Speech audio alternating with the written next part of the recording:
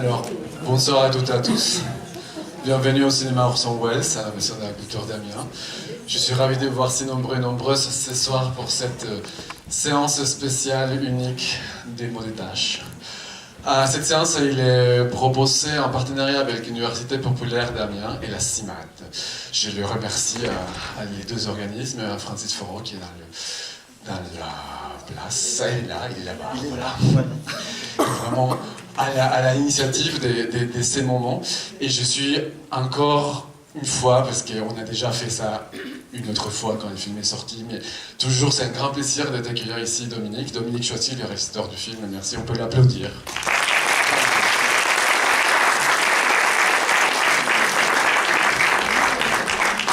Merci beaucoup en tout cas Dominique pour être là pour présenter ce film, Les mots des tâches, qui est ton 4e long métrage et surtout ton premier documentaire. Et tu nous vas dire un petit mot puisque c'est vraiment, je pense, important de préciser cette question du documentaire dans ton travail. Voilà, merci beaucoup. En fait, je vais être très bref parce que c'est mieux qu'on parle après ensemble. Il y a donc une table ronde qui est organisée après avec la secrétaire générale Fanny Carré-Comte de la CIMAD qui voilà, nous fait le plaisir d'être avec nous ce soir.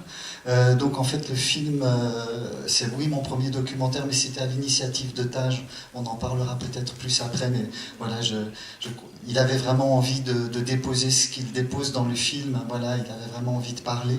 Et à un moment, voilà, j'ai quitté la trajectoire de la fiction pour aller vers le documentaire, presque à sa demande, mais on en causera après le film si vous voulez. Je voulais juste dire que le film a été tourné en 2018, même s'il est sorti en 2021 à cause du Covid. Et donc en fait dans le film, on n'évoque jamais la prise de Kaboul par les talibans qui a eu lieu en août 2021. Et donc c'est juste parce que ça n'était pas encore arrivé que ça n'est pas évoqué dans le film et que d'une certaine manière, nous on a pu quand même malgré tout retourner à Kaboul, ce qui aurait été beaucoup plus compliqué après la chute de la ville. Et Taj n'est pas là parce qu'il est encore en train de travailler voilà, au comptoir de Au Bazar, sa société dans les Halles.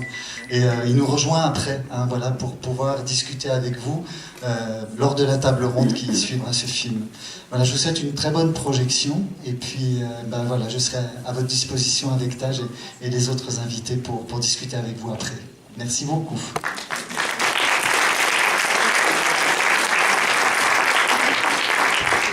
Je souhaitais juste préciser que la table ronde aura lieu en salle Jean Billard, donc à l'issue de la projection, il faudrait juste faire le petit à 20h30. Merci beaucoup. Bonsoir, je crois que vu l'heure, nous allons commencer.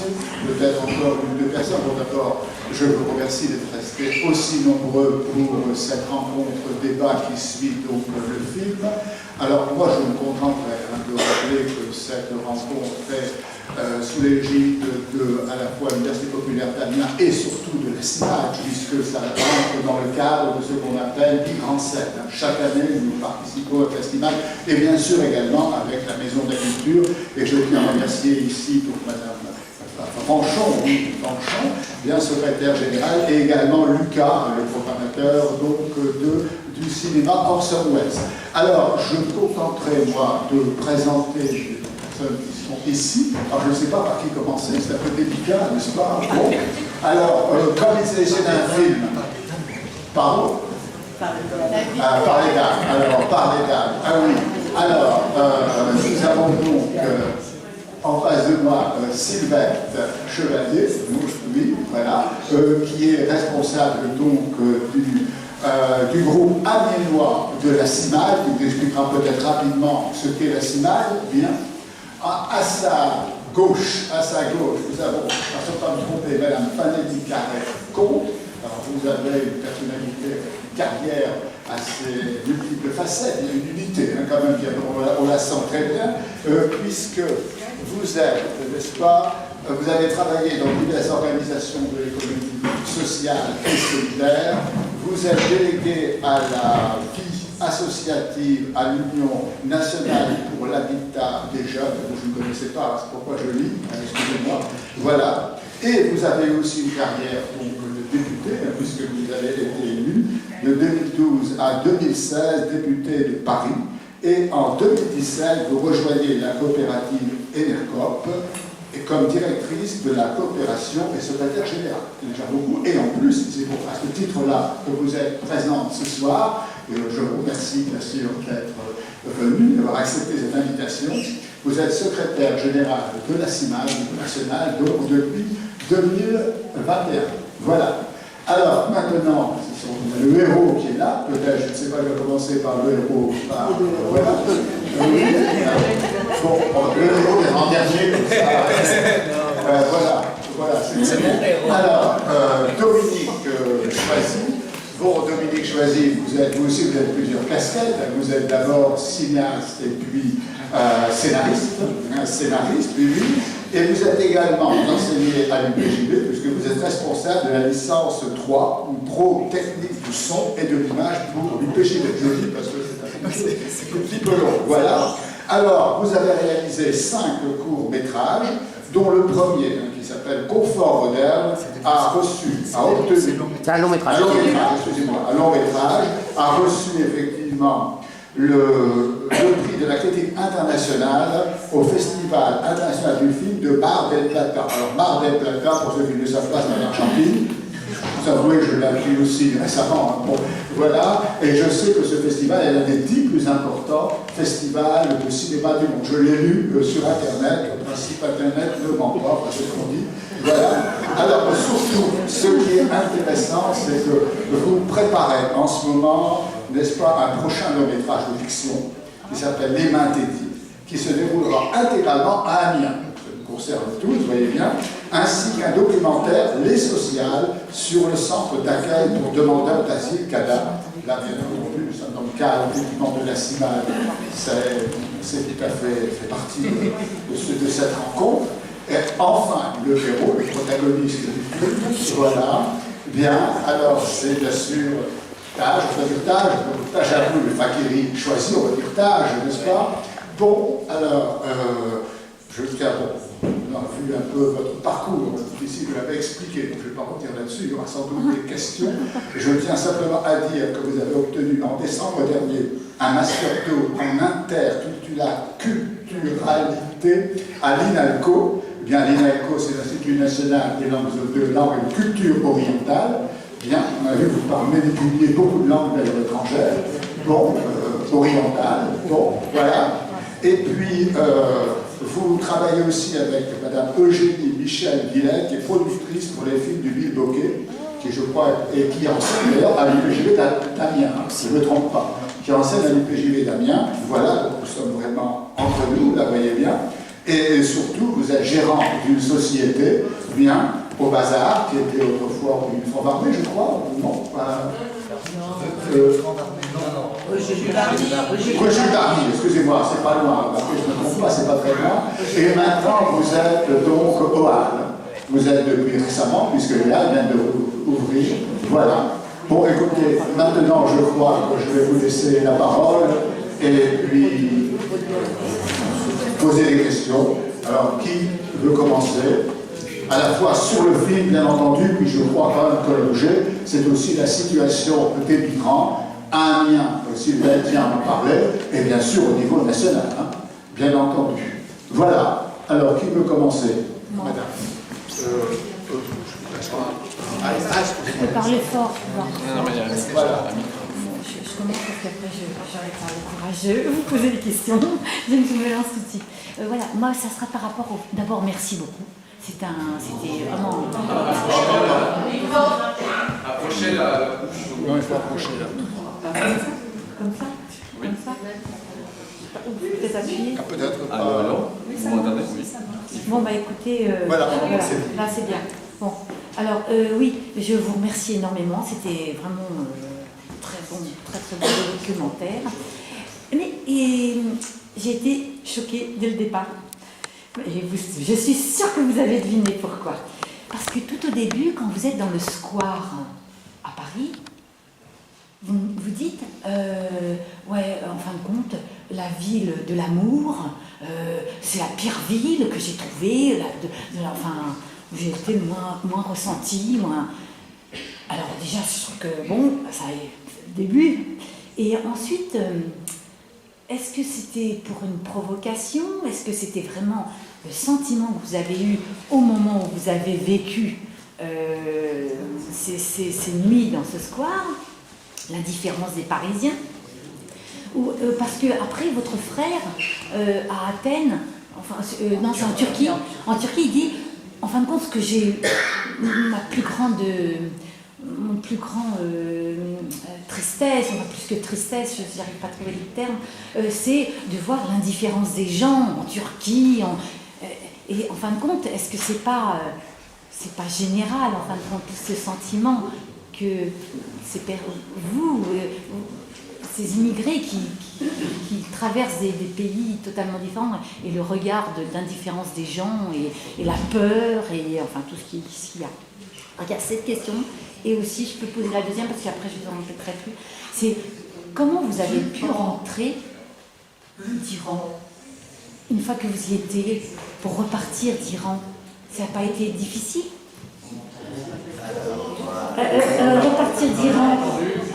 Repartir d'Iran, est-ce que ça n'a pas été trop difficile, une fois d'être rentré en Iran pour repartir après? Afghanistan. Oui, parce que là actuellement, excusez-moi. Oui, excusez-moi, parce que s'il y a d'autres problèmes actuels sur l'Iran alors, excusez-moi, l'Afghanistan. Ok. Alors, bonsoir à toutes et à tous. En fait, merci d'être là. Même s'il fait tard, je sais que parmi vous, certains d'entre vous n'ont pas mangé encore. Donc, si je l'aurais su, j'aurais pu leur ramener à manger. Ça a été facile. Alors, pour votre question, en fait, je ne vais pas dire ça, mais j'allais vous demander, en fait, si vous aurez été à ma place à ce jour-là, à part de Gare de l'Est, je pense que vous serez exactement comme moi, le même français. Parce qu'en fait, quand on parle d'Afghanistan, je parle personnellement de moi. Et je peux vous donner des milliers d'autres exemples, en fait, des personnes ici. Au départ, moi, quand je suis parti d'Afghanistan, je n'avais pas le but de venir en France ni en Europe. En fait, le départ, c'était juste de quitter l'Afghanistan. Donc, quand je suis arrivé en Iran, en fait, au fur et à mesure, j'ai compris que je pouvais avancer. Parce que comme on ne pouvait pas retourner en arrière, donc il faut avancer. Moi, je suis arrivé en France. Ok, il n'y a pas de souci. J'ai été pris en charge. J'ai rencontré une famille.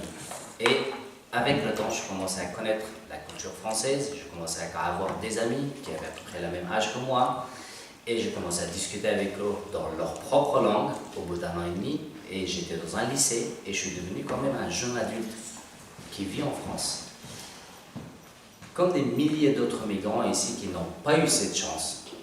Et moi, aujourd'hui même, je connais des personnels qui sont là, qui travaillent dans des associations. Des jeunes, ils ont entre 14 et 15 ans, ou même 13 ans, avec leur famille, mais en fait, ici, ils sont refusés d'aller dans la lycée générale parce qu'ils ne parlent pas bien français. Donc moi, comme je suis têtu toute ma vie, quand je veux quelque chose, quoi qu'il en arrive, je l'aurai. J'essaierai tout en fait pour l'avoir. Et du coup, quand je me suis enfermé dans une chambre pour aller dans un lycée général, parce que je ne voulais pas être ni peintre, ni plombier, ni rien du tout, parce que j'avais des ambitions. Comme aujourd'hui, je sais que j'ai encore l'avenir devant moi. En fait, j'ai commencé à apprendre un peu ici en France comment les gens de mon âge vivaient. Et de plus en plus, ça commençait à créer quelque chose en moi, une sorte de rage contre moi-même. Pas ici, je ne parle pas de la France. Mais quand vous commencez à faire des études, vous commencez à apprendre le droit humain. Le droit qu'on peut avoir en tant qu'un être humain sur un autre territoire comme en France.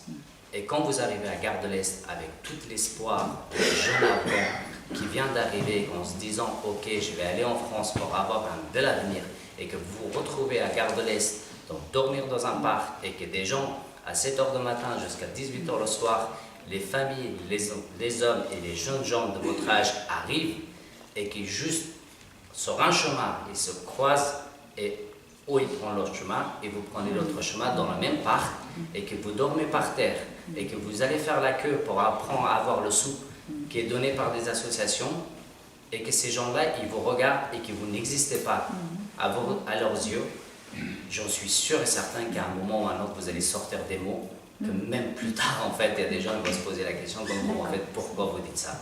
Et après, aujourd'hui, je comprends, je suis exactement dans la même situation, je vais dire la même chose. Quand c'en est trop, c'est trop. Moi, j'ai travaillé en fait à Paris, quand il y avait à Saint-Denis 4000 personnes, j'ai organisé avec la préfecture de Paris, en fait, pour ramener des gens un hébergement, pour donner un hébergement. Quand on a fait l'annonce, on avait pour 1200 personnes prévues, il y avait 4000 personnes sur place parce qu'ils dormaient tous dehors. Donc, quand c'est trop, avec le temps, les gens ils commencent à avoir l'habitude en fait de voir tout le temps des gens qui dorment sous les tentes. Vous êtes allé déjà à Paris, dans certains coins de Paris.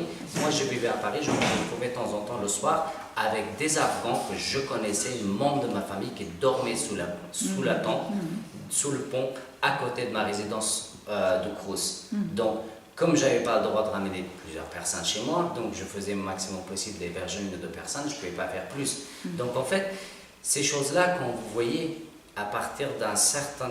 En fait, quand vous devenez un peu français, vous savez ce qui se passe quand vous êtes élevé par une famille française, vous connaissez la culture, vous commencez à avoir le droit et aussi connaître un peu la situation dans le pays, comment les gens peuvent vivre et qu'on peut avoir une vie normale, au moins un endroit où dormir.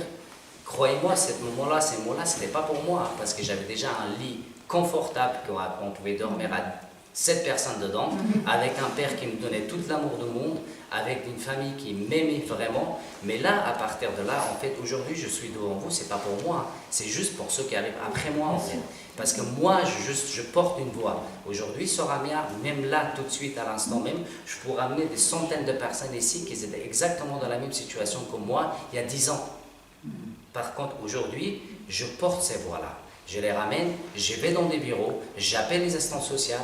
Là, il y en a 2 qui étaient dans la salle, en fait, aujourd'hui, parce que moi, j'avais pris quelqu'un pour le travail, et ce monsieur-là ne parle pas un mot français, il a besoin, il a 55 ans, c'est quelqu'un, un travailleur, et moi, je l'ai pris au travail, et l'assistante sociale m'appelle, il me dit pourquoi il est absent. Donc, c'est moi qui parle, c'est moi qui envoie les documents, c'est moi qui vais aller à son rendez-vous. Donc, en fait, pour vous dire, au final, les problèmes, ça existe. Et moi, à partir de le jour où pour moi c'était assez, même le film je ne l'ai pas fait pour moi. Parce que j'aime pas, déjà j'ai pas vu la dernière version du film. Parce que j'aime pas me voir à l'écran. Pour moi ça ne change absolument rien. Parce que je suis assez ambitieux, curieux et travailleur pour moi en fait. Je pourrais m'en sortir. Mais pour ceux qui ne peuvent pas, pour ceux qui n'arrivent pas à fait s'exprimer, ils en ont besoin d'une voix. Et aujourd'hui devant vous, je me porte en fait volontiers pour ces gens-là et d'être leur voix. Et pour la deuxième question par rapport à l'Iran et l'Afghanistan, je suis retourné en Afghanistan quand j'ai eu la nationalité française. Et moi j'étais sûre et certaine en fait que je n'avais pas de risque. Donc avant ça, je n'avais pas retourné. Et aussi depuis l'arrivée des talibans, je ne suis pas retourné parce que je tiens à ma vie et j'aime bien ma vie, j'aime bien ce que j'ai ici. Donc je retournerai quand ça sera plus safe pour moi. Donc voilà. Merci.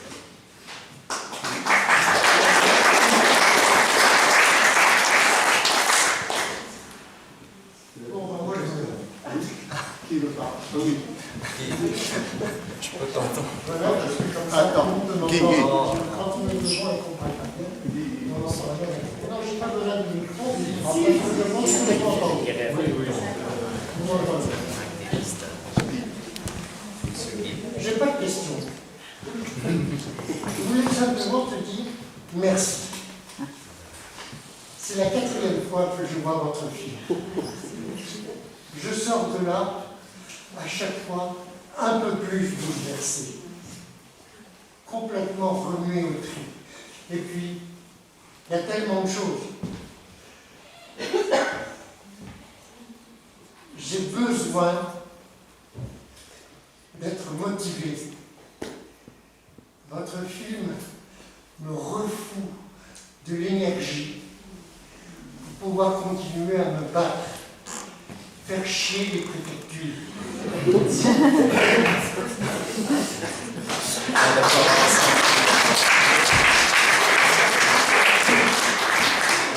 simplement parce qu'on est face à une espèce d'incompatibilité entre ceux qui prétendent appartenir à l'Église et nous qui sommes sur le terrain et qui disons qu'aussi on les côtoie tous les jours. Je te vois souvent, je te vois des journées dedans. Mais chez moi, c'est la maison de l'OQDF. Donc voilà. Je voulais simplement vous dire merci. Merci. Parce que sans vous, on ne pourrait peut-être pas faire. Merci beaucoup.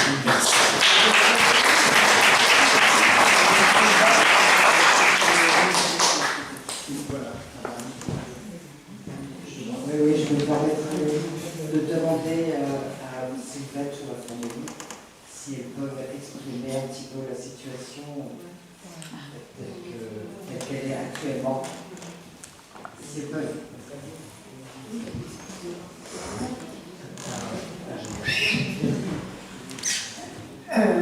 Bonsoir à toutes et à tous.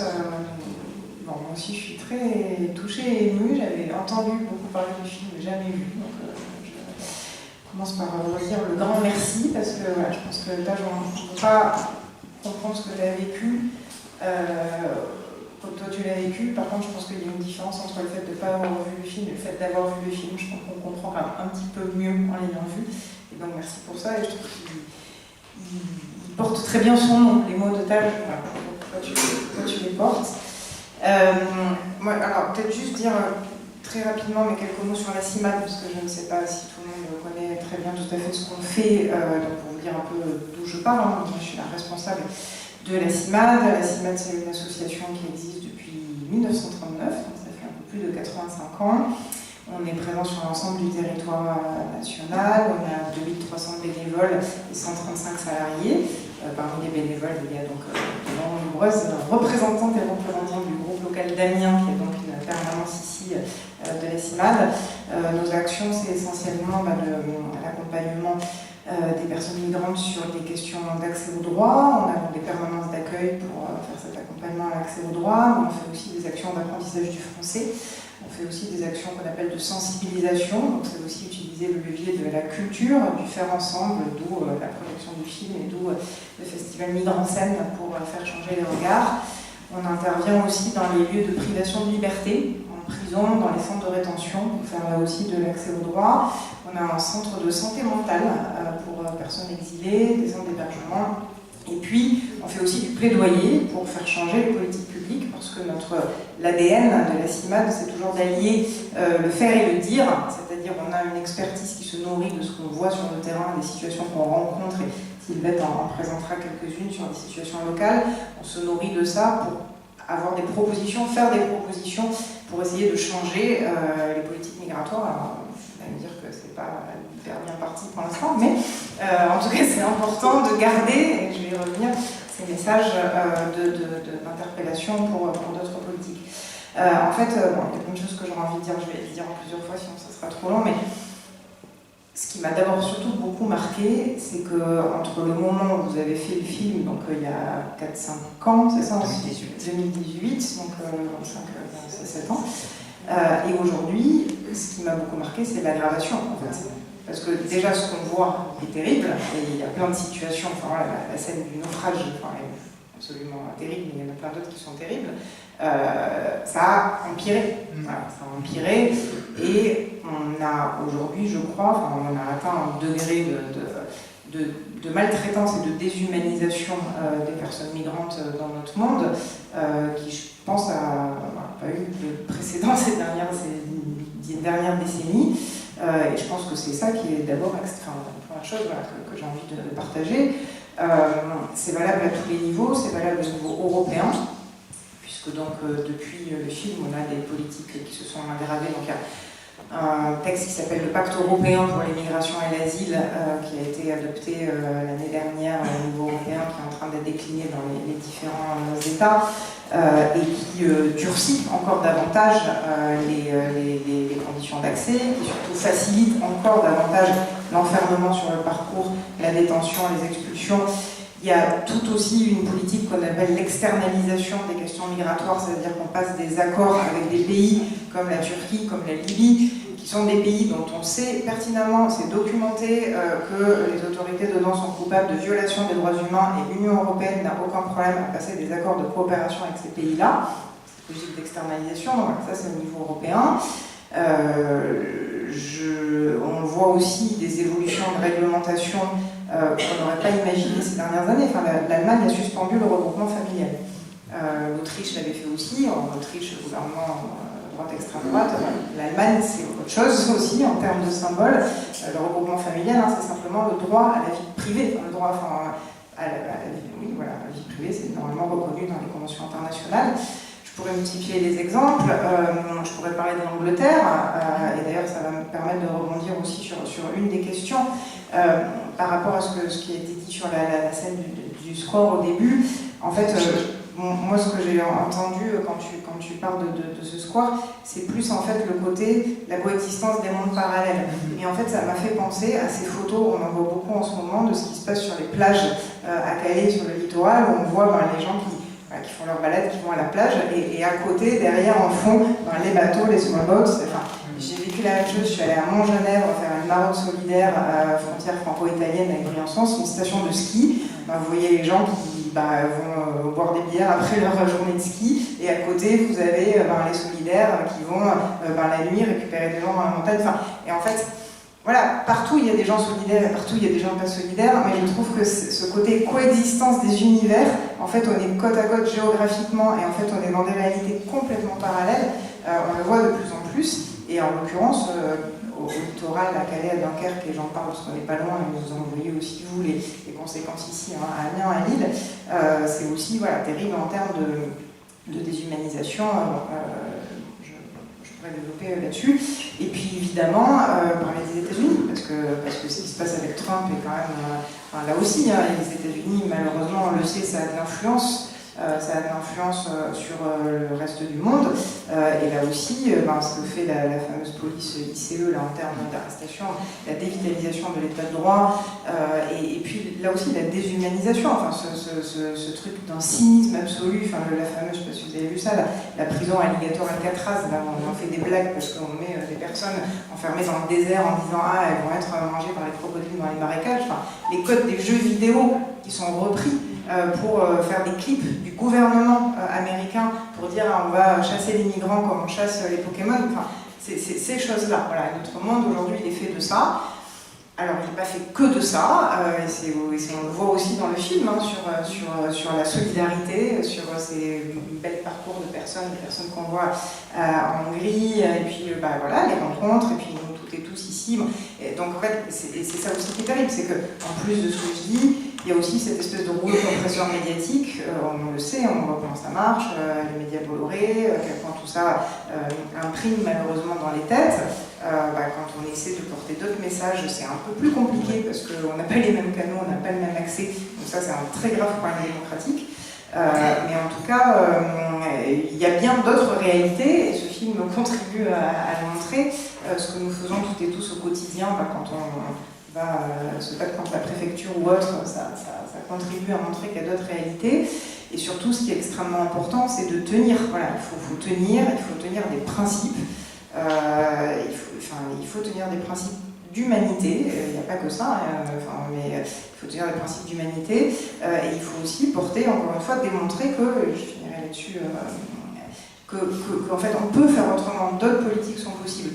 Et nous, en ce moment, à la CIMAD, on a fait une campagne ces derniers mois de mobilisation et de communication autour de la question de la régularisation des personnes sans papier. Alors, c'est pas hyper dans l'air du temps, voilà, et nous, en plus, on défend la régularisation de toutes les personnes sans papier, mais en fait, là encore, même si les vents sont contraires, il faut vraiment continuer à marteler ce message qu'en fait, pourquoi on ne pourrait pas? Et en fait, quand on le fait, on se rend compte à quel point c'est bien pour tout le monde, et c'est une question pour la société dans son ensemble.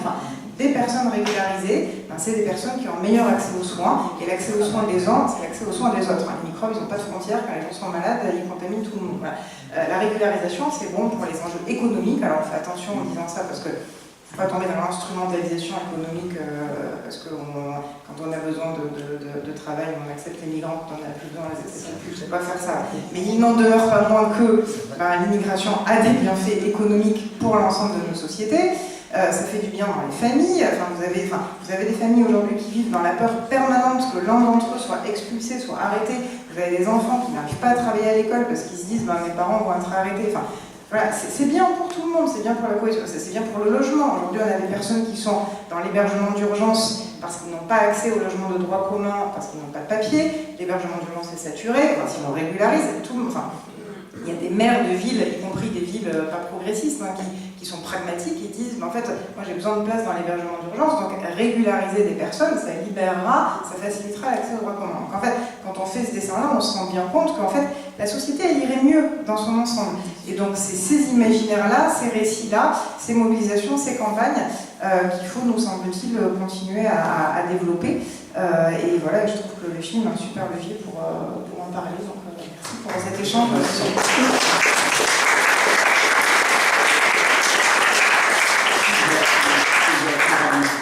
Est-ce que je peux donner juste un petit conseil à madame par rapport à une campagne? Pour avoir un petit peu plus de résonance, je vous conseille le trottoir devant la préfecture. Mais on l'a fait. Alors je sais pas si on a fait un lien. On a fait des manifs avec des pancartes devant les préfectures dans plusieurs villes.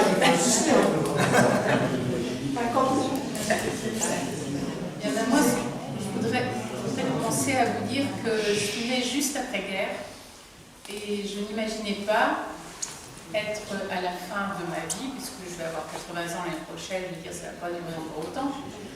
Je ne m'imaginais vraiment pas vivre ce que l'on vit actuellement dans notre pays. Autant de haine. Je veux dire, on a été abreuvé dans les médias, même si pourtant je regarde les chaînes publiques, mais je veux dire, j'en ai saturé. C'est absolument incroyable. C'est quand on attrapait la nausée.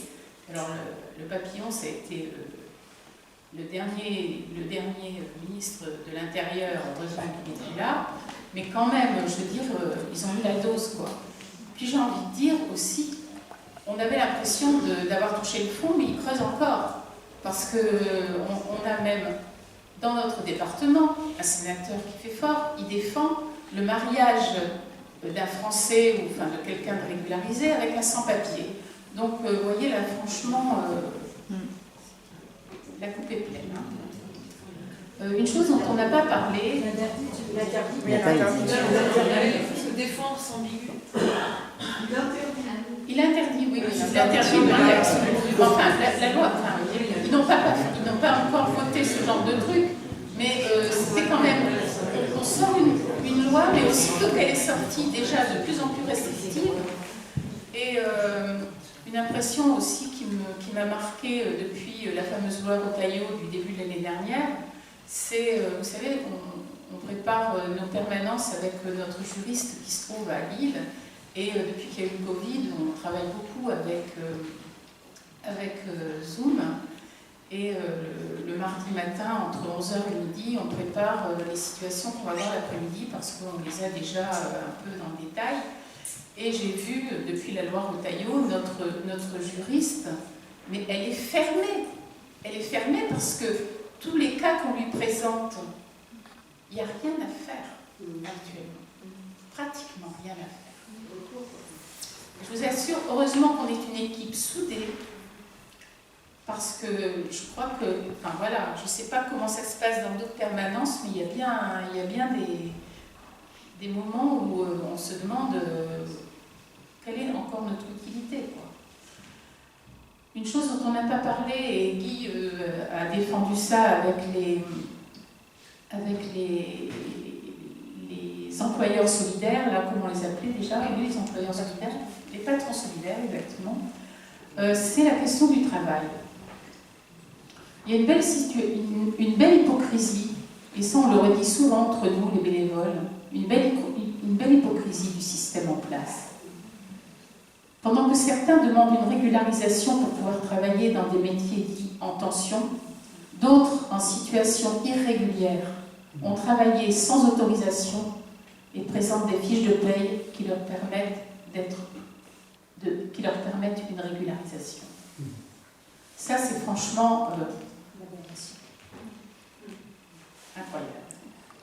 On est vraiment dans un système hybride où le travail irrégulier est récompensé pendant que les autres sont soupçonnés de ne pas vouloir s'intégrer par le travail, même s'ils ont montré qu'ils avaient donné beaucoup de leur temps bénévolement dans différentes œuvres et associations de solidarité.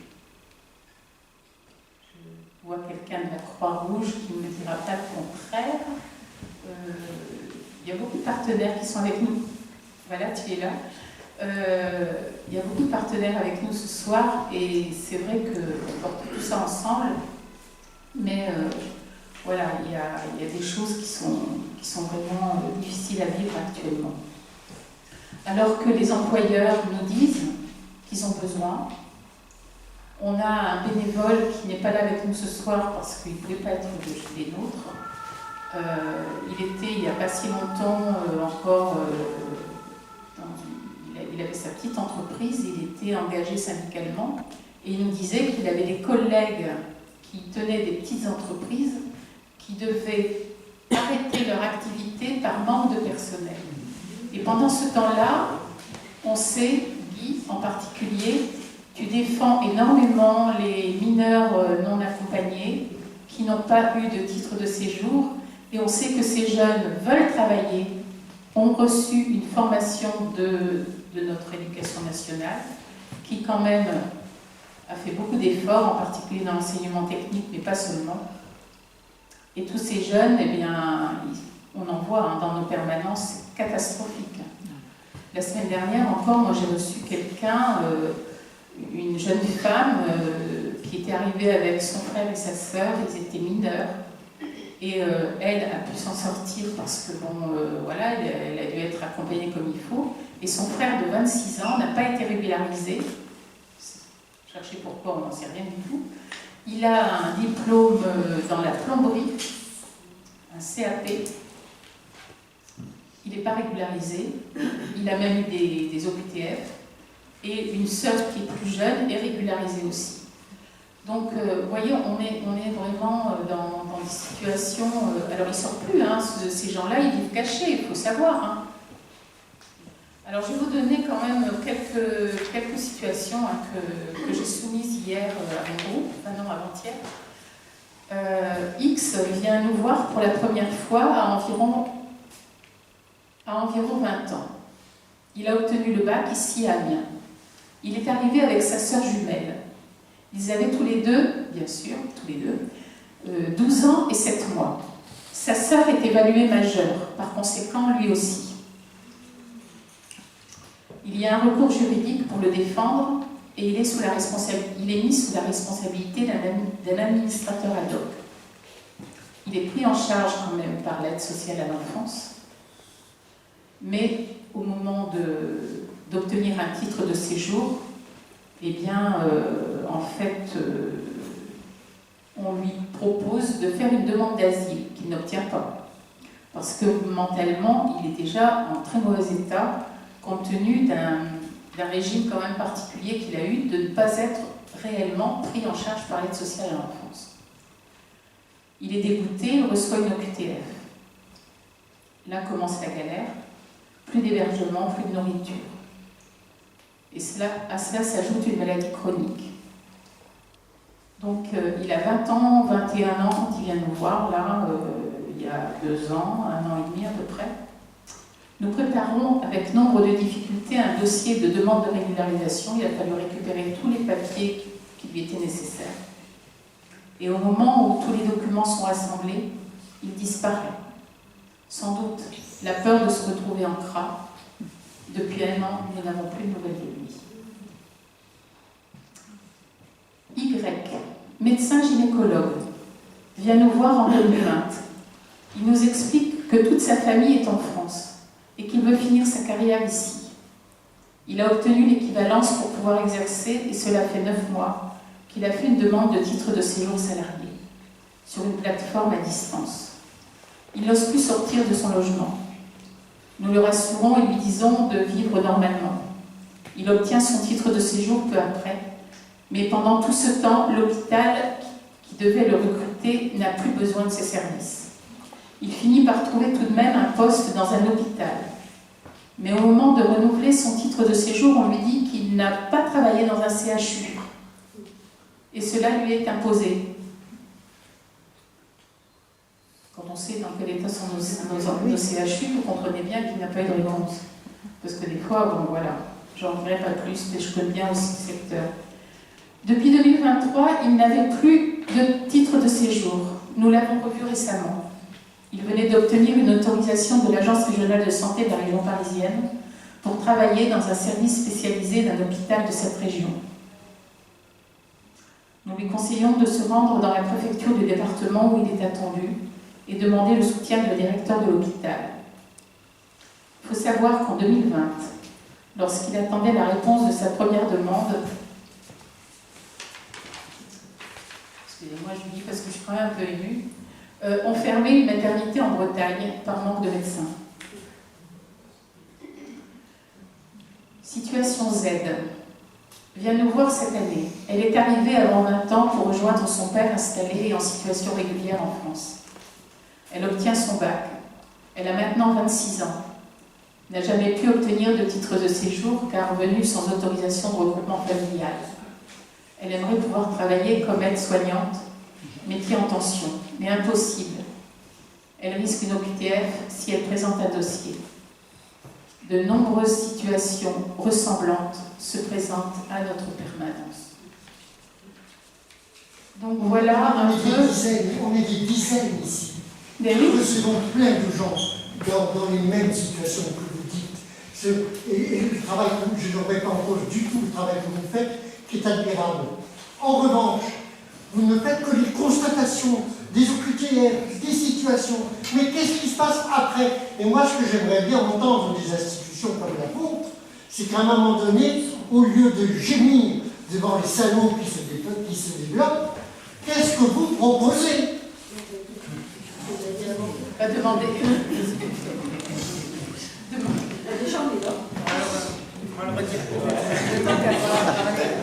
Je comprends ce que dit Guy, en fait, et ça rejoint un petit peu votre première question et la colère que Taj porte quand il dit, on dit souvent que la France est le pays de l'amour, et je ne vois pas d'amour ici. Je crois que les moments que je préfère dans le film, si on peut dire ça comme ça, c'est les moments où Taj est un peu en rage, en fait. Et je crois que tout ce qu'on dit, c'est qu'on a face à nous quelque chose d'insensé. Le film s'appelle Les mots de Taj, et je crois que c'est une parole qui est une parole folle et qui nous sidère. Parce que nous, on n'est pas fous. Voilà, tout ce que tu disais, Fanelli, est très construit, c'est très rationnel, c'est humain, c'est raisonnable. En fait, voilà, tu dis, mais ça irait mieux si... Voilà, on n'est plus là, on n'en est plus là. Parce qu'en face, on a des cinglés qui disent n'importe quoi et qui emportent le mouvement avec leur comment dire, moi mes étudiants disaient il y a quelque temps, ils sont nés avant la honte, c'est-à-dire avec leur absence de honte totale, c'est-à-dire qu'ils n'ont aucune vergogne, et nous on ne sait pas faire ça. On ne sait pas utiliser, par exemple, si on dit que nous on est des islamo-gauchistes, on devrait les traiter de collabo-fascistes, mais on ne le fait pas, parce qu'on est élevé. Parce qu'on a d'autres valeurs, parce qu'on a d'autres mots. Et je pense que la guerre des mots, elle est importante, et que la guerre de la colère, elle est importante aussi. Et je pense qu'il faudrait qu'on soit plus en colère. Je pense qu'il faudrait qu'on soit plus vindicatif. Il faudrait ne jamais laisser passer quelque chose. Je parle pas forcément des associations, parce qu'elles font un boulot admirable, et que c'est tellement difficile de porter l'endroit où elles sont, en étant aussi dans la loi, parce qu'il y a un moment où on ne peut pas être hors la loi. Or la loi est folle aussi, voilà, puisqu'elle n'a plus de sens. Moi je me rappelle quand j'étais avec Taj à essayer d'avoir des papiers, j'étais très surpris en tant que Français de découvrir que la première zone de non-droit à laquelle j'étais confronté, c'était la préfecture. C'est troublant, enfin moi ça m'a troublé, je me suis dit mais notre pays va très très mal. Enfin, là, il n'y a plus de droit, il n'y a plus de justice, il n'y a plus de raison. Et en fait, en face, on a des gens qui sont pour l'absence de droit, pour l'absence de justice, pour l'absence de raison. Et on est face à des fous furieux. Et nous, il faut qu'on trouve un mode d'expression, il faut qu'on trouve les mots, il faut qu'on trouve une manière de répondre à ça qui ne fait pas monter le niveau d'opposition plus qu'il ne l'est, mais où on se fasse entendre aussi d'une certaine manière, et je ne sais pas comment. Mais oui, je ne sais pas comment c'est possible, c'est-à-dire qu'on est là face à quelque chose qui est profondément déstabilisant, et je ne sais pas comment on peut faire. Alors j'ai quand même une idée, c'est que la première fois qu'on a proposé le film à Beauvais, il y a une dame dans la salle qui m'a dit « mais c'est bien joli tout ça, parce qu'on est tous convaincus des mêmes choses ensemble, on a tous les mêmes valeurs. Comment on fait venir Éric Zemmour dans la salle ?» Moi je lui ai dit « on ne fera jamais venir Éric Zemmour dans la salle. » En revanche, Éric Zemmour, il a des enfants. Et je pense qu'il doit y avoir un moyen de faire venir les enfants d'Éric Zemmour, pour des raisons de sortie scolaire, voir le film. Et quand ils vont voir le film, et je le sais, parce qu'il y a eu des projections qui étaient destinées aux scolaires, destinées aux étudiants, et le film, c'est un documentaire de 2 heures, avec un exilé qui revient sur ses traces. Enfin, qu'est-ce que c'est chiant pour un... Eh ben non, ça marche. Le film marche, ils adhèrent aux propos de Taj. Ils ont envie de boire un coup avec lui après, ils viennent me voir. Taj, il me dit souvent, il me dit « t'as fait une projection scolaire parce que j'ai 50 demandes d'amis sur Instagram et 60 sur Facebook. » Donc voilà, et donc ça marche. Et c'est là aussi qu'il faut qu'on fonctionne, nous, c'est-à-dire avec les jeunes. Et là où moi je suis un peu triste, c'est que le film n'a pas été pris par l'éducation nationale. Ce que j'ai entendu, c'est que Taj fume trop dans le film. Non mais si, voilà, c'est-à-dire que c'est là où on en est, nous. En face, on a Donald Trump et nous, on trouve que Taj fume trop. Voilà, et ça ne va pas. C'est vrai. Il fume pas tant que ça, il fume que dans le film, il fume comme ça. Maintenant, je pense qu'il a de bonnes raisons aussi. Hein. Voilà, il y a un moment, la clope est nécessaire. Non, j'ai payé. Mais c'est ça que je veux dire, c'est-à-dire qu'à un moment, nous, il faut qu'on trouve un endroit où on peut choper quelque chose qui serait politique, en fait, voilà, où on pourrait agir. Et je pense que ça, c'est dans les écoles, c'est dans les lycées, c'est à l'université. Et ce soir, où sont les jeunes ? Vous voyez ce que je veux dire? Et moi, ce film-là, il y en a quelques-uns, mais vous n'êtes certainement pas majoritaire. Et je suis désolé de le dire parce que je suis de votre côté aussi maintenant en termes de temps. Le film est très souvent projeté devant des salles remplies de têtes blanches ou chauves comme la mienne. Voilà. Donc c'est ça, je pense qu'il y a un moment où là où on peut agir et là où on peut provoquer aussi une réaction et une colère. C'est plus auprès des jeunes, et les jeunes sauront trouver les mots et sauront aussi porter une rage que nous, notre sidération est telle qu'on ne sait plus comment faire en fait. Je ne sais pas si j'ai été clair. Je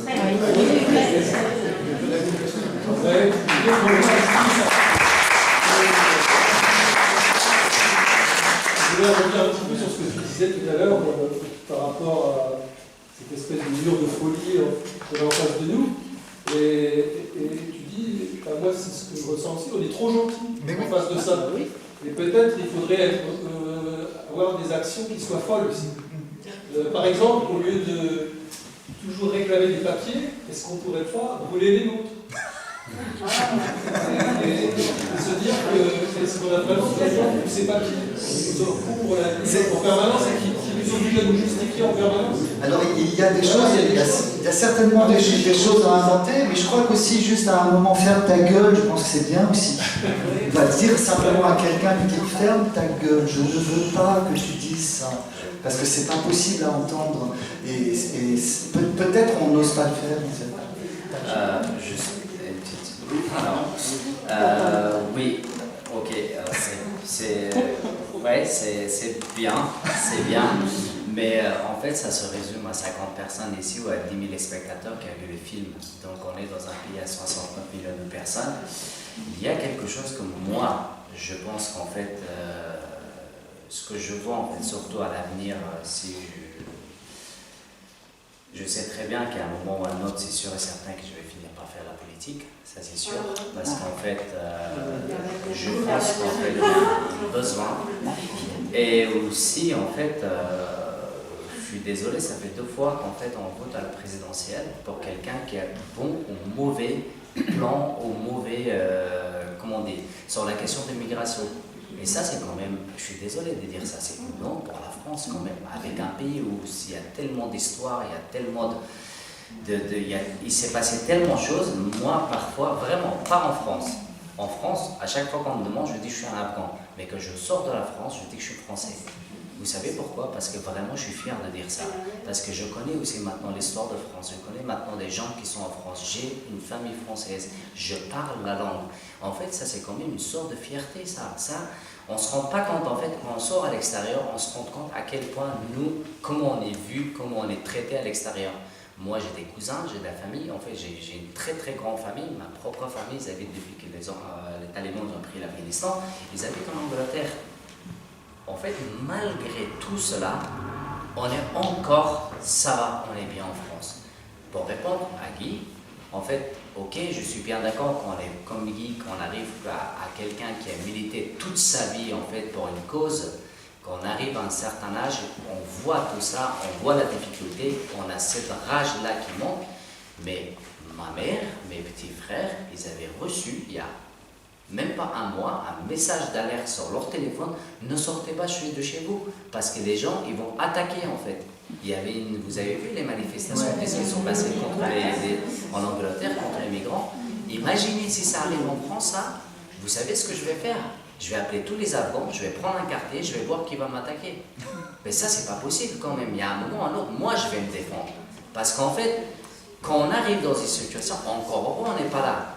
Mais surtout, en fait, je pense que c'est plus important, il faut savoir à qui on vote, en fait. Parce que, ok, les gens qui sont au pouvoir, ils en ont rien à foutre, en fait. Ils vont jamais regarder ce qu'on est en train de dire, on est en train de faire. Pour eux, ça ne les change rien. Et surtout, en fait, c'est qu'est-ce qui va se passer? C'est le fils de tel et tel qui va redevenir encore président, qui va redevenir...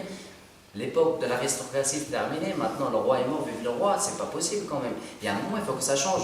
En France, dans l'histoire de France, qui est, moi, ce que je vais me dire, c'est pour ça que je travaille, c'est pour ça que j'ai eu un master, c'est pour ça que je vais, là je travaille tellement dur parce que j'ai vu qu'en fait, de militer et travailler en fait, de partir de zéro et faire la politique, c'est presque impossible. Je dis, il faut que je travaille, il faut que je trouve un moyen, peut-être, aujourd'hui, c'est les riches qui font la politique.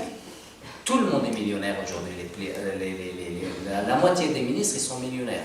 Donc je me disais peut-être ça aussi c'est un moyen aussi de gagner de l'argent et de devenir comme ministre et se faire un nom et se faire une place, ou même plus que ça. Mais vraiment je vous assure c'est ça.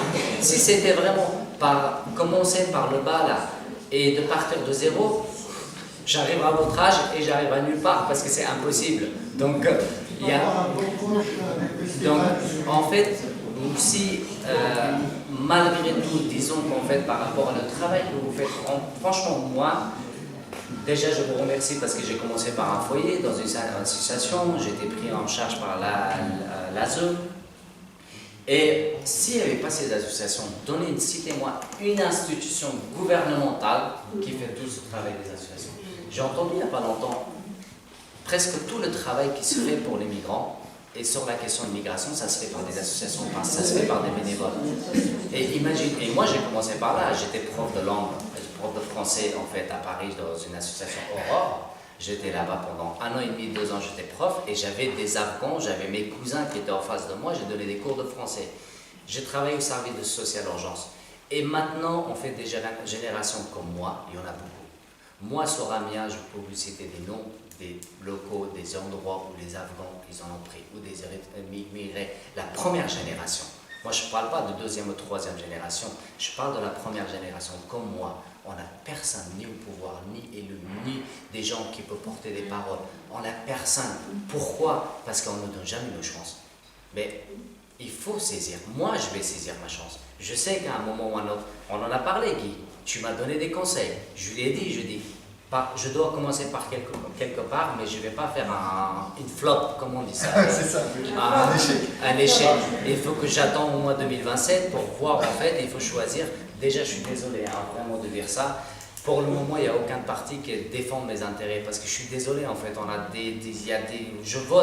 je vote, on vote, j'écoute des gens, je suis des gens, mais moi, je ne parle pas de migration, je parle des jeunes. On est complètement oublié. Personne ne défend nos intérêts. Personne ne défend en fait notre avenir. Vous voyez les histoires de... Ok, disons quelque chose. Moi, je suis un Afghan, je suis inconnu. Je suis musulman. Ni la culture, ni le pays, ni tout ce qui va avec, ni ce qu'on mange en fait qui ressemble. Ça vous fait peur, il n'y a pas de souci. Mais demain, vous savez, j'étais en Espagne cet été. J'ai pas vu d'eau dans les rivières.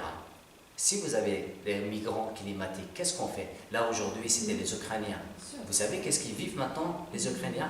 Moi, je vois des slave ukrainiens. À Paris, je vais vous montrer des milliers maintenant, qu'en fait, ils ont nulle part. Ça a été au début. Et là, si vous avez des Espagnols, les Italiens, les Européens qui vont débarquer, qui vous ressemblent, qui ont la même religion, qui ont la même couleur de peau, qu'est-ce que vous allez faire, en fait, à ce moment-là? Je vais voir ces gens-là qui sont au soir, qui font de la politique, qui parlent, qui sont contre les migrants parce qu'ils choisissent un sujet pour gagner des électeurs. Moi, je suis désolé, Jordan Bardella, ça me fait rire. J'écoute jamais. Je suis plus intelligent que lui dans ma tête. Parce que le mec, il n'a même pas une licence. Je suis désolé, j'ai un master. Et on voit, il faut avoir une expérience, il faut savoir parler de ça. Le mec, juste, il y a un moment, voilà, c'est vrai, tu as raison, encore une fois, les jeunes, ok. Par rapport à les jeunes, en fait, je comprends tout à fait aujourd'hui les médias.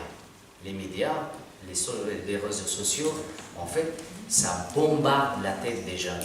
Moi, maintenant, aujourd'hui, j'ai pas d'Insta, j'ai presque pas de réseau. Pourquoi? Parce qu'en fait, chaque matin, quand je me réveillais, à la fin, j'étais triste au bout de 10 heures, au bout de 10 minutes. Parce que tout ce qu'on voit dans le monde, tout ce qu'on n'arrive pas, notre cerveau, il ne peut pas en fait faire la différence entre le mal et le bien. Et au bout d'un moment, tu es triste à la fin. Donc, pour avoir un objectif dans la vie, en fait, c'est assez important. Et pour les jeunes, ne vous inquiétez pas, je pense qu'il y a un moment ou un autre, cette génération, on l'appelle Gen Z maintenant, donc ça va se réveiller. J'en suis sûr et certain. Parce qu'en fait, tout doit arriver, en fait, il faut connaître le pire pour qu'une sorte de renaissance, ça existe. Là, on est en train d'aller vers quelque chose qu'en fait, on va voir vers jusqu'à 2027. Moi, j'en suis sûr et certain. Je suis désolé, mon vieux, on va te donner des secrets de famille. Il m'a dit, si, en fait, Bardella ou Marine Le Pen passe, on quitte la France. Je dis non, on ne va pas quitter la France. Il faut que ça passe. Il faut que ça passe pour que les gens voient en fait qu'est-ce que ça donne. Pour que les gens... Moi je dis pas il faut. Moi je suis désolé, c'est un exemple que je donne, c'est pas, j'espère pas. Donc on va y arriver finalement, encore une fois, on va voter entre Le Pen et quelqu'un d'autre, on va voter pour, comme disait Dominique, il disait si entre deux diables il faut choisir, avec celui avec qui on discute ou moi. Donc en fait... Non, c'est pas une question, c'est une remarque. Deux diables, ça c'est à voir. Les deux diables que vous citez. Et je crois que dans toutes vos remarques, il y a deux éléments qui sont pour moi très importants. Quand vous dites, monsieur, la jeunesse, se tourner vers la jeunesse, essayer de montrer à cette jeunesse plein d'éléments, plein de choses sur l'immigration, sur d'autres sujets, c'est capital. Et la politique. Je veux dire que toute association, là ils sont en train de fermer les robinets aux associations culturelles, de fric, de tout. Donc, qu'est-ce qui fait que ces associations sont fermées? C'est parce que la politique menée, elle est bien contre la liberté de penser, contre l'immigration. Et ce qui est très grave, c'est que actuellement, tous nos médias nous entraînent des Bardella, etc. Alors moi, je ne vais pas aller dans le jugement de dire toi, tu as un master et toi, tu as machin et tu es plus bête. Bardella, c'est un con, même si c'était un master, il serait un con. Mais c'est... Moi, c'est avec un master. Après, ça dépend de ce qu'on en fait. Ça dépend de ce qu'on en fait. Mais l'important, c'est aussi de voir qu'à travers les masses médias, la population... Comment il la manœuvre, des Bolloré, ils ont tous les médias, les gros riches, etc. Ils ont tous, c'est la droite, c'est l'extrême droite. Et bien, eux, ils mettent dans la tête des gens, écoutez bien les informations, la peur. Et la peur. Et quand vous dites Bardella entre les deux diables, les deux diables, attention. Oui, juste une information, parce que le Bardella, oui, c'est un diable, et c'est... Enfin, je vais arrêter parce que là... On va discuter. Ah ouais.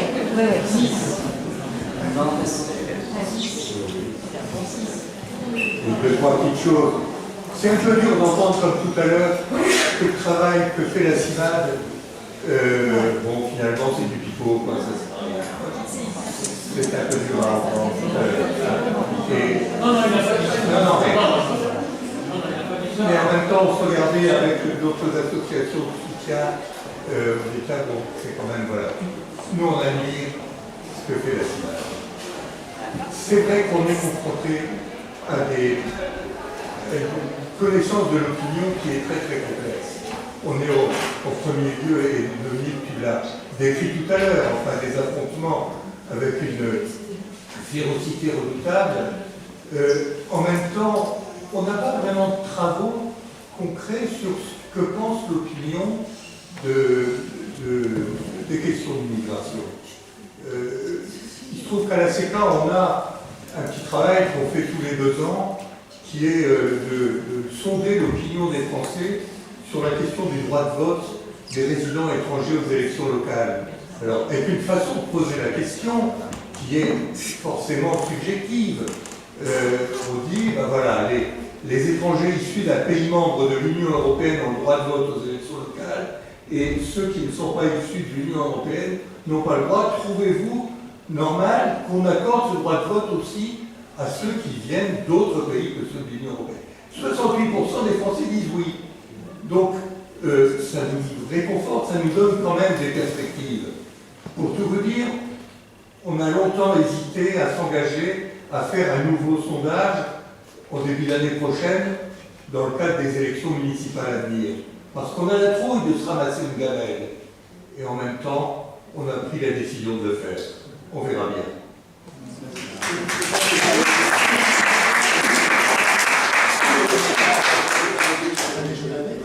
Oui, mais je veux bien après. Ah bon, d'accord. Alors, qui a demandé la parole? Je ne sais plus.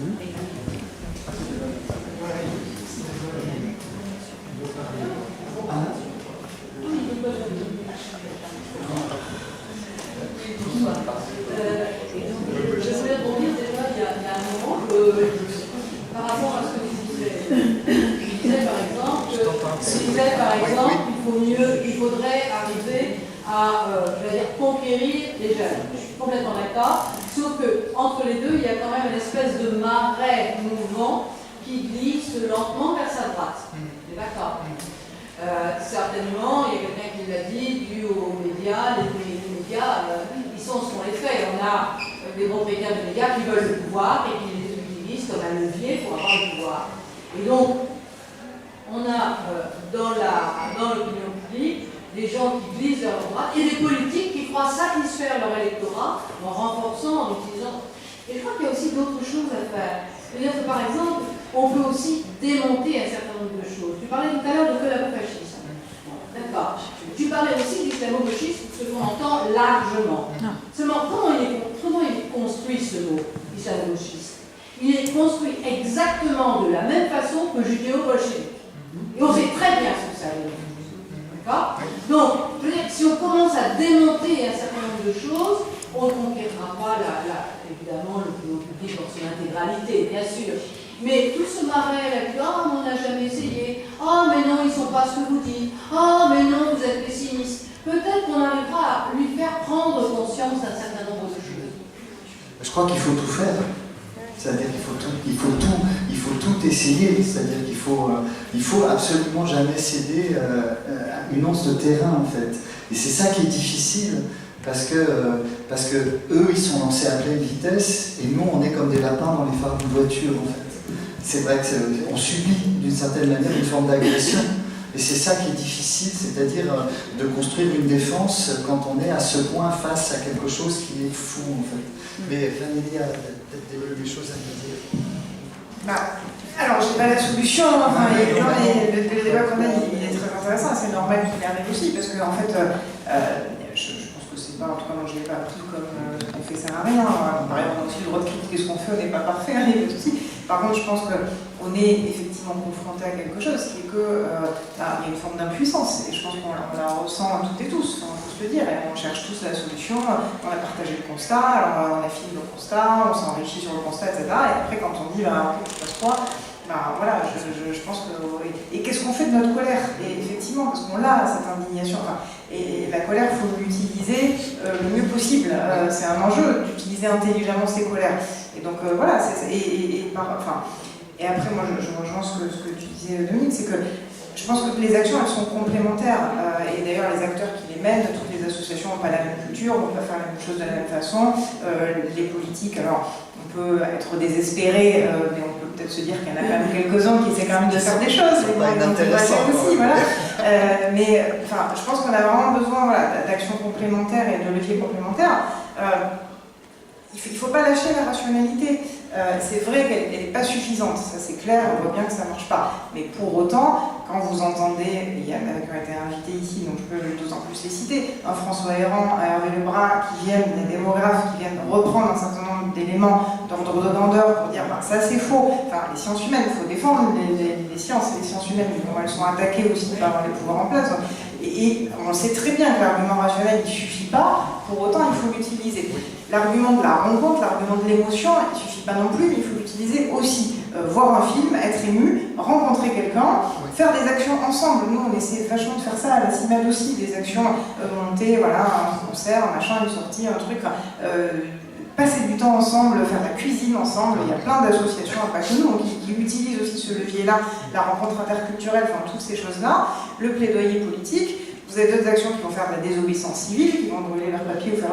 je pense qu'en fait, il faut faire feu de tout bois, entre guillemets. Les médias, soutenons les médias indépendants. Là, c'est des enjeux aussi économiques. On pourra faire tout ce qu'on veut, on ne transformera pas le rapport de force si on n'arrive pas à bousculer la scène médiatique et à faire en sorte que la concentration, la structuration économique des médias soit modifiée. Donc il y a plein de médias indépendants qu'on peut soutenir quand on a la possibilité de le faire. Voilà. Je pense que c'est vraiment tous ces leviers-là. Et c'est aussi beaucoup, et je finirai là-dessus, justement la solidarité entre toutes ces personnes et ces structures.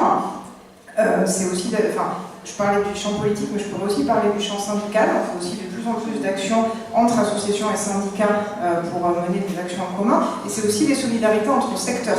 Là, on parle des associations de solidarité en direction des personnes migrantes, mais de plus en plus entre associations aussi parce qu'on fait face à des attaques communes, mais on essaie de travailler ensemble. On a parlé du climat, sur cette question notamment des réfugiés climatiques, avec des associations climat, on travaille aussi de plus en plus avec les associations féministes, avec les associations de droits humains, et donc cette question de se dire à un moment donné, ce qu'on est en train de traiter ici, c'est un vrai sujet de société globale, et il faut faire une réponse globale, ne pas se diviser, mais essayer avec les identités, les complémentarités de chacun, encore une fois, de faire feu de tout bois. Je pense que c'est ça qu'il faut tenir, et voilà, ne pas vous dire quand est-ce que ça va gagner, mais en tout cas, c'est sûr que... Et ne pas s'inhiber, et ça c'est difficile, parce qu'on est menacé. Lyon, là, dans des associations, et c'est pas que sur des histoires de financement, on est menacé aussi physiquement, ne pas s'inhiber et ne pas renoncer sur les principes.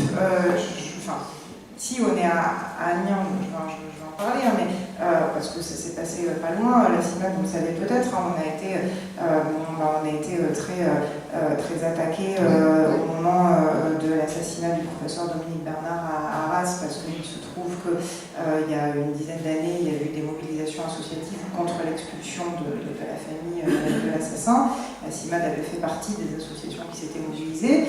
On a eu une campagne extrêmement violente dans les médias, dans les réseaux sociaux, et c'était un moment très compliqué pour nous, mais on tient, sur cette question des principes, c'est aussi de dire qu'à un moment donné, il peut y avoir des gens qui, dans leur vie, font des choses, il y a des gens qui ont des parcours pénaux, il y a des gens qui ont fait... Et tous ces gens-là, c'est des personnes humaines et on défend les droits fondamentaux de toutes et de tous. Aujourd'hui, on expulse des gens vers des pays à risque où ils risquent leur vie. On a un ministre de l'Intérieur, l'ancien Darmanin, qui avait dit moi je suis fier que la France soit condamnée par la CEDH parce que telle personne qui a fait je sais pas quoi, je la renvoie dans un pays où elle risque sa vie. On ne peut pas porter ça, et c'est difficile de porter ça.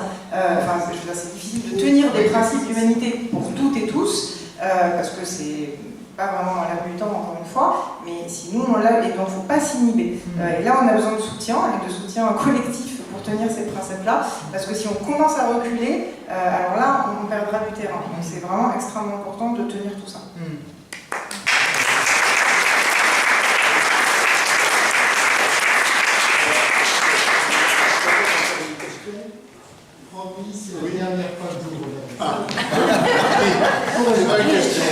C'est pas sûr, ça, Guy.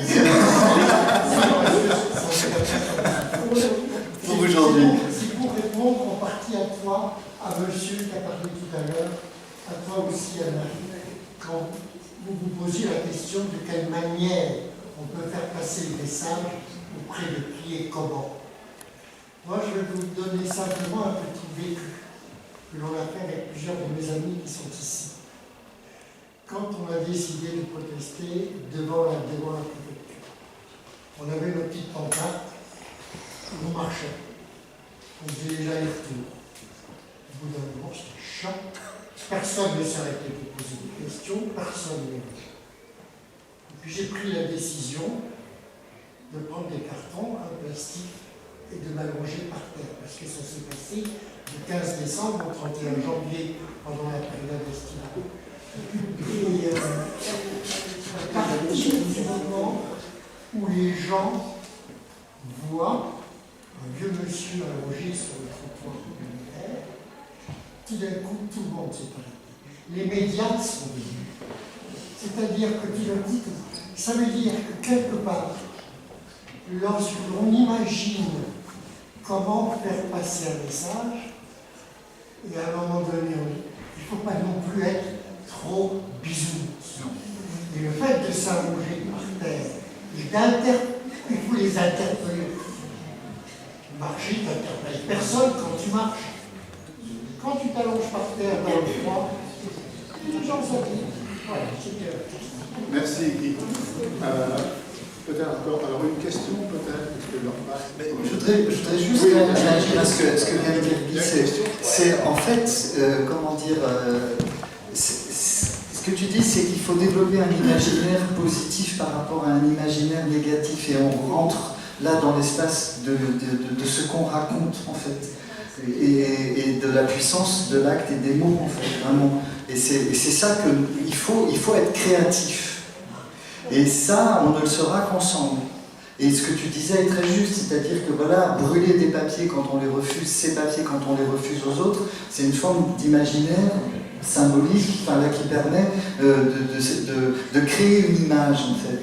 Et c'est véritablement ça qu'il faut essayer de porter collectivement. Et c'est là où je reviens sur cette histoire de jeunesse, où peut-être voilà, il faut permettre aux jeunes de créer leurs images par rapport à une société que eux vont construire et que peut-être nous on ne verra pas. Mais voilà, il y a quelque chose qui est de l'ordre de l'imaginaire, et je pense que le cinéma fonctionne à cause de ça. C'est parce que à travers l'histoire de Taj à l'écran, c'est Taj, mais c'est pas Taj. C'est-à-dire que voilà, il n'est pas que la personne qu'on voit à l'écran, mais celui qui est à l'écran permet à ces jeunes de construire un imaginaire de l'exil qui n'était pas celui qu'on leur avait permis d'avoir. Et tout d'un coup, d'autres images arrivent et ça change les choses. Et c'est vrai que je pense que c'est véritablement la question de proposer un imaginaire qui serait un imaginaire positif, enthousiasmant, joyeux. Voilà. Et c'est pas facile, mais c'est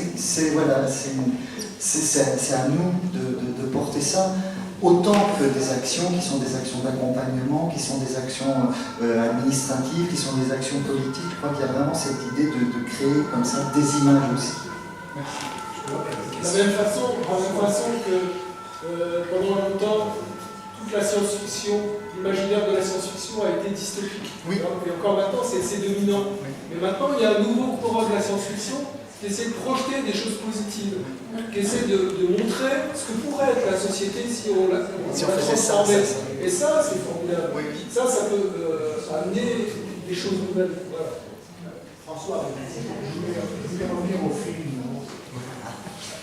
Parce que c'est une histoire d'homme. Et je pense qu'il a vieilli dans la mesure où aujourd'hui, ce sont de plus en plus des femmes avec des enfants qu'on voit arriver, avec une autre dimension qui est parfois plus tragique encore. Et c'est peut-être un élément sur lequel on peut aussi assister aujourd'hui, et une sorte de... Parce que ici, sur Amiens, bon, chacun le sait, à la gare, d'abord des familles, d'abord des enfants, à qui on devrait accorder le droit de dormir ailleurs. Sachant qu'ils sont effectivement, merci à l'Éducation nationale, à l'école de demain. Une petite question, si le documentaire est rentabilisé, s'il peut tourner de lui-même, est-ce qu'il peut être mis sur YouTube? Car pour toucher les jeunes, c'est une activité. Alors ça, c'est quelque chose qui va arriver à un moment, c'est-à-dire qu'effectivement, il est vraiment en fin de parcours. Après, voilà, moi je ne suis pas le propriétaire du film, c'est-à-dire que quand on fait un film, on vend ses droits à la production, donc le film ne m'appartient pas, il appartient au producteur. Donc c'est au producteur de décider de faire ce genre de choses. Je crois qu'on arrive à un moment, entre guillemets, voilà, de la vie du film où ça peut devenir envisageable. Ouais, voilà. Donc il est très clair qu'à un moment ou à un autre, le film sera en accès libre sur les réseaux et on le fera savoir. Voilà. Et aussi pour cette histoire de film d'hommes, oui, mais c'est parce que c'était le trajet de Taj, et le trajet de Taj n'était pas celui des familles. Voilà, et on a failli discuter avec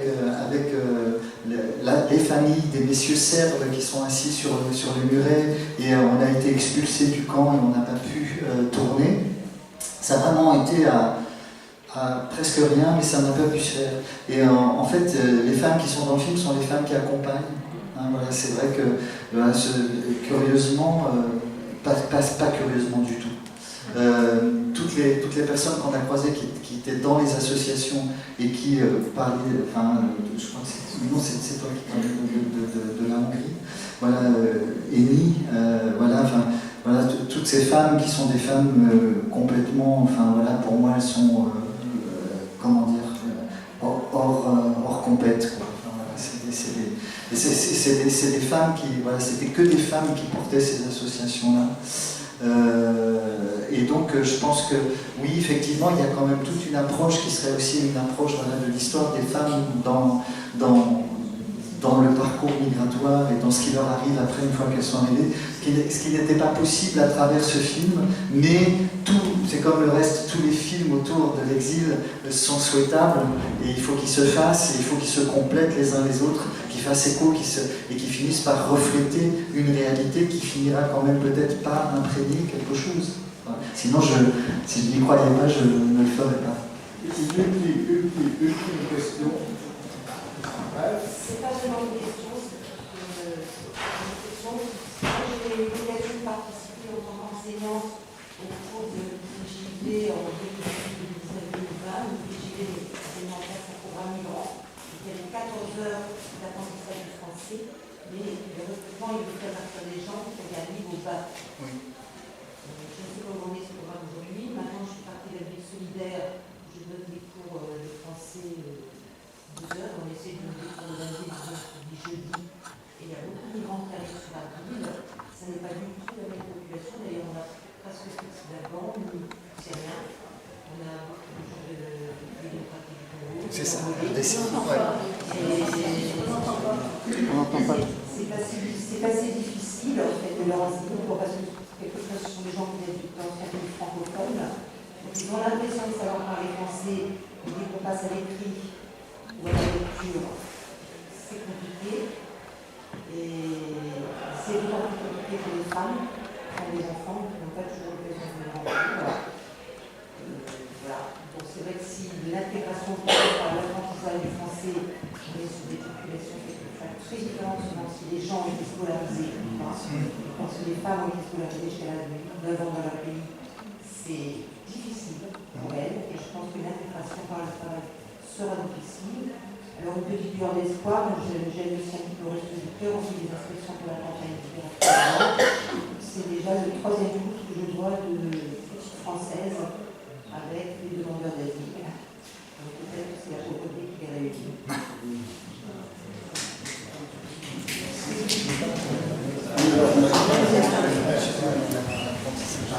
Ne marche pas tout le temps. Il y a un point, surtout, en fait, quand vous avez parlé sur la question des femmes, en fait, en migration. En fait, je pense que là, vous avez vu le parcours, en fait, on ne voit pas beaucoup de femmes. Déjà, c'est assez compliqué parce qu'en fait, en Afghanistan, on ne laisse pas nos femmes devant une caméra pour donner une interview, même si on est en encore arrivé en France. Ah, on n'est pas encore arrivé en fait au point d'arriver, on peut dire en Europe. Aujourd'hui, peut-être c'est possible, je peux rencontrer quelques femmes qui ils seront d'accord de parler de leur parcours devant les gens parce qu'ils sont maintenant à l'aise, ils vont connaître un peu qu'ils ont le droit. Surtout quand ils sont encore en voyage, elles sont sous le tutelle de leur mari. Et aussi, en fait, le parcours migratoire, c'est pas la même chose pour les femmes que les hommes. Parce qu'en fait, vous savez, moi je suis arrivé, voilà, c'était, on avançait, on se mettait sur le camion, on trouvait un bâton, on montait dedans, ou on marchait pendant des jours et des jours dans les montagnes pour traverser, et on trouvait quelque chose à manger, on le mangeait, si on mangeait les herbes, ça arrivait. Mais pour les femmes, c'est impossible, les enfants, c'est impossible. Donc, il faut avoir de l'argent. Donc, pour avoir de l'argent, à l'époque où moi je suis arrivé, il fallait minimum entre 16 à 20 000 euros d'arriver depuis Cabo jusqu'à en France surtout. Et en fait, croyez-moi, les femmes, presque entre 30 à 40% des femmes n'arrivent pas jusqu'au bout. La majorité du temps. D'abord, déjà, ils n'arrivent pas parce que c'est la route, c'est impossible, déjà marcher. Déjà, la famille, ils n'ont pas assez d'argent de payer en fait pour amener leur femme d'une manière ou d'une autre. Et ensuite, le danger de la route. Le danger, déjà, ça commence dès qu'on quitte en Afghanistan, déjà par les passeurs, maintenant en fait des mafias. Et moi, j'ai vécu avec des familles qui ont vendu leurs filles. Je suis parti en Iran avec une famille qui avait 4 filles, et quand on est arrivé en Grèce, il y avait 2 filles qui restaient, et quand on est parti de Grèce, il y en a une qui est restée. Elle a vendu 3 filles en route. Et le plus âgé qu'elle a vendu, c'était à peu près entre 14 à 15 ans. Vous savez pourquoi? Parce qu'en fait, moi je me rappelle très bien, il y avait quelqu'un qui s'appelait, on l'appelait le prof, en fait il avait un magasin, donc quand vous passez d'un pays à l'autre, en fait les passeurs, vous devez déposer l'argent dans un magasin, il vous donne un code, ensuite le passeur il peut prendre d'un pays jusqu'à l'autre. Une fois que vous arrivez dans le pays à destination, vous donnez le numéro de code en disant bon je suis arrivé, et puis ensuite voilà, le passeur il va récupérer l'argent. Cette personne-là, il était super connu en Grèce, vraiment très très connu. Et un soir, les gens arrivent devant le magasin, il n'y a plus personne dans le magasin. Le mec, il était parti avec presque 6-7 millions d'euros et qui avait presque 10 à 20 000 personnes qui étaient dans la rue. Ils se retrouvaient et tout leur argent était dessus. C'est lui qui l'avait. Donc, en fait, moi je me rappelle très très très bien à cette époque parce que voilà, je vendais un peu, on peut dire des samosas et tout ça dans le parc pour me faire de l'argent pour avancer. En fait, on a retrouvé en espace de 24 heures presque 20 000 personnes dans le parc de Victoria et Alexandra, où vous voyez en fait sur le toit où je dormais. Et surtout les familles. Surtout les familles. Et du coup, là, je vous assure, c'était le pire moment de ma vie que j'ai vécu. Parce qu'en fait, en tant qu'un jeune, quand on vit, on s'en fout, on mange pas, on est en prison, ça passe. Au bout d'un moment, voilà, on s'habitue, ça passe, on oublie. Mais là, moi j'ai vu des gens que je connaissais en Afghanistan. C'est des gens qui connaissaient un peu ma famille, qui j'étais. Et du coup, quand je suis arrivé, je disais bonjour, et vous avez le mari qui était assis en train de pleurer, vous avez 3 enfants et vous avez une fille, et il y avait quelqu'un en train de discuter avec la personne et disait voilà, bon, moi j'achète votre fille, je veux dans 5 000 euros, 20 000 euros, 10 000 euros. Et aussi, même parmi les Afghans qui étaient placés là-bas, il y avait des jeunes qui travaillaient déjà, étaient en Grèce, en Italie, donc ils n'étaient pas encore mariés. Il y en a plein qui sont venus, ils ont proposé que je me marie avec ta fille, donc je prends la responsabilité pour ramener ta famille. Et ça, je pense que c'est la première fois que j'étais devant tout le monde. Je suis parti avec une famille. De Grèce jusqu'à en Hongrie, j'ai fait en fait le voyage entre Grèce jusqu'à vers même Autriche et je les ai quittés en Suisse. En fait, leur promesse, c'était au passeur, c'est qu'ils ramènent toute la famille. En échange, ils donnent un de ses filles au mariage au passeur. Donc, en fait, moi, j'ai voyagé avec une famille en cours de route, encore une fois. Et aussi en Turquie, en fait, il y avait des Kurdes, il y avait des gens qui étaient des passeurs et tout ça. En fait, vous arrivez, ils demandaient en fait des filles directement, vous levez. Pourquoi? Parce qu'en fait, ils demandaient, ils disaient, moi, je vous ramène avec un passeport jusqu'à Istanbul. Donc, les filles partaient. La famille prenait le bus par Aix-les-Moyens pour arriver à Istanbul. Ils arrivaient à Istanbul, plus jamais ni voyaient le passeur ni leur fille. Et moi, j'ai des témoignages. Je connais vraiment des familles. Jusqu'à aujourd'hui, ils ne savent même pas où sont leurs filles. Donc, pour vous dire, en fait, il y a tellement de contradictoires pendant ce voyage-là. Vous voyez le luxe d'arriver à la fin, ici, des gens avec tous ces traumas dans leur tête et dans leur vie.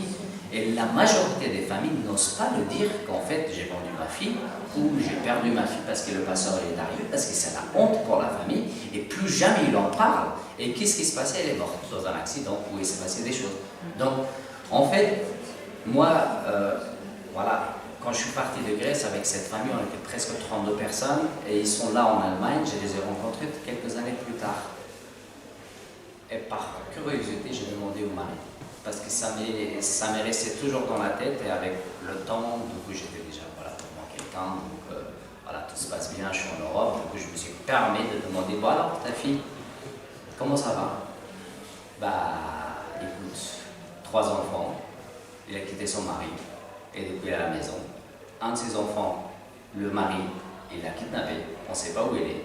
Il a pris son enfant, il voulait prendre les 3, donc il y a des personnes qui sont débarquées, donc ils sont partis. Donc ces histoires-là, en fait, enfin, c'est mieux qu'on arrive à trouver en fait une ou deux femmes pour qu'ils témoignent vraiment de leur parcours, comment ils arrivent jusqu'à là, et que c'est 1000 fois plus compliqué et 1000 fois plus dur en fait que nous.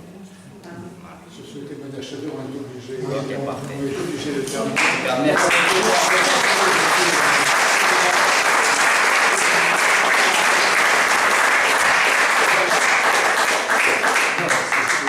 Je signale simplement que la prochaine rencontre de l'Université populaire aura lieu le